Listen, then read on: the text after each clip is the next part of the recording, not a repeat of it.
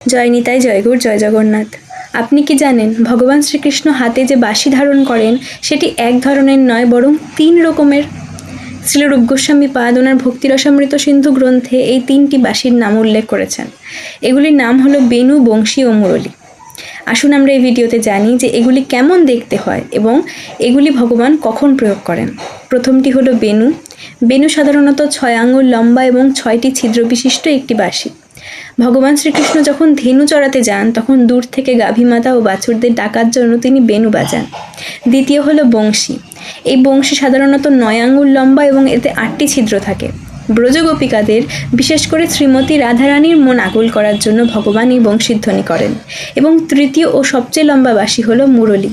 এটি সাধারণত 2 হাত বা 24 আঙুল পর্যন্ত লম্বা এবং এতে 8টি ছিদ্র থাকে।